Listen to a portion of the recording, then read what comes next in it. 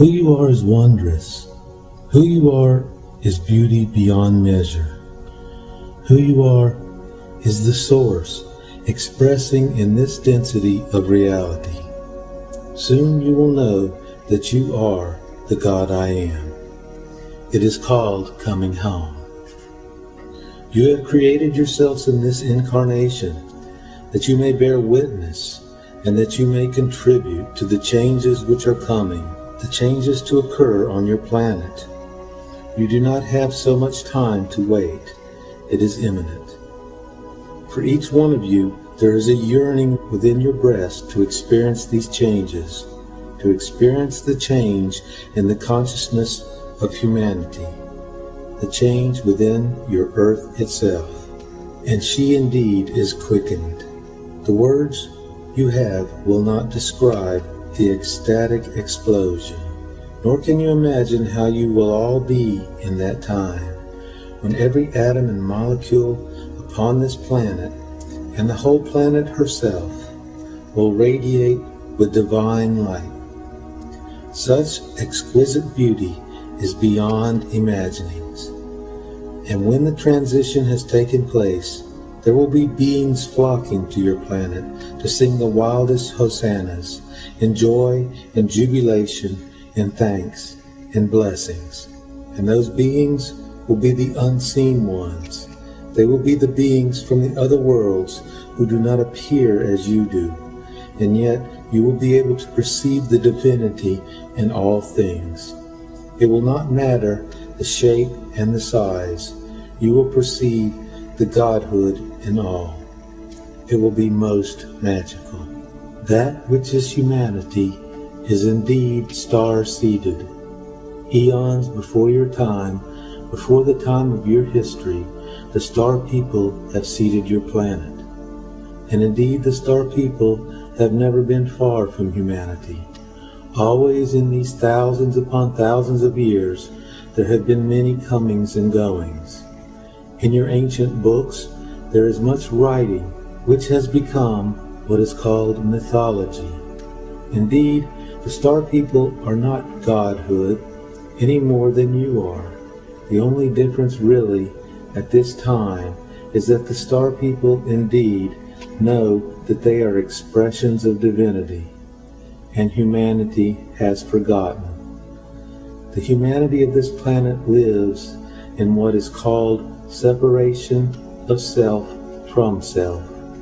You have forgotten that every facet of who you are is indeed an expression of divinity. Now, many of humanity in this time believe that this physical life is indeed your, what is called, one shot at it. It is not so. Reincarnation is indeed a fact, whether or not you believe it. Now, some of the other religions indeed do talk about reincarnation, but there is much dogma attached to this belief that is not in line with what is called universal truth. Now we will touch on that briefly, because it is important that you understand. And many of what you understand to be Eastern religions which talk of reincarnation, there is a thought that what you do today, you get punished for tomorrow.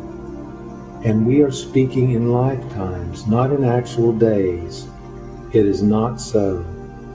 When you think of punishment, you are thinking of judgment. And indeed, there is no judgment of who and what you are outside of your own mind. There is no such thing as a universal judgment. It is important that you understand this, because as we speak further unto you, you will come into an understanding that one of these things that cause the separation of self from self is judgment. Indeed, the very harsh judgment you have of self. Now reincarnation, the wheel of life, some of your ancient religions name it, it is indeed rather like a wheel. However, we may say it like this. There is that which is called soul energy, and the soul energy is indeed part of the knowing of its own divinity, with each incarnation. With each lifetime, aspects of the persona, if you like, goes back to the source, and the thread continues on to the next lifetime. We have noticed a quite amusing characteristic when people are becoming involved in what is called past lives. Past lives. Everybody is interested in who and what they were. Now, the truth is, you have been everything, every facet of every human you are, whether or not you understand this. Of course, humans are very happy when people would tell them that they have been Cleopatra or Napoleon. And then somebody will say, but it is impossible because indeed I was Cleopatra. Now, the truth is that there are probably thousands who are part of the soul energy of the entity known as Cleopatra. Do you understand? The aspects return to the source, and as they come forth again, so it is dispersed, and as the wheel continues, so there are more and more and more. And ultimately, dear ones, all are part of one. There is no separation. You are everything that has ever existed. That is what you are. Now, when humans are birthed, and let us speak of this moment in time, as they are birthed and come into this persona that they have chosen and the family situation which they have chosen. So they are already integrating within all those aspects of all of humanity. What you are indeed is looking outside of yourself to reflections of who you are. When you are still a babe, you tap into what is called the collective consciousness of humanity. And so you are coming into a belief structure, which is common to your culture, that which is your country, that which is your race. And as you know full well, it varies from country to country, and indeed from parts of a country to parts of a country. What is common to all is judgment, the invalidation of you as a child, and it is from this judgment and invalidation of who you are that you learn judgment, that you learn to invalidate who you are. And so, by the time you come to your adult years, it is already set in concrete. You have started to invalidate that which you be. That is why it is so painful for you to look at who you are, and so you project the judgment outside of yourself.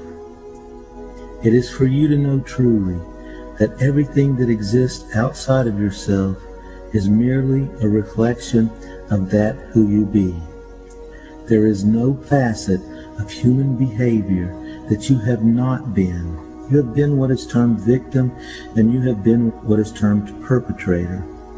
It is important for you to understand that you create your own reality, absolutely. That who you are is grand, powerful energy, but you do not know your own power. You have no idea what wondrous, creative, multidimensional entities you truly are. But dear ones, now is the time for you to come into this understanding. This time is a time of great change. There is a cyclic change of your earth.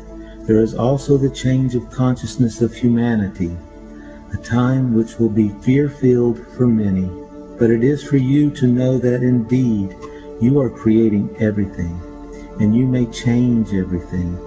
You may create the changes with fear or with love. If you create the changes with fear, you will come to know the desolation and devastation of your planet. If you truly are in understanding that it is you who creates reality, then it is you indeed who may create a wondrous paradise.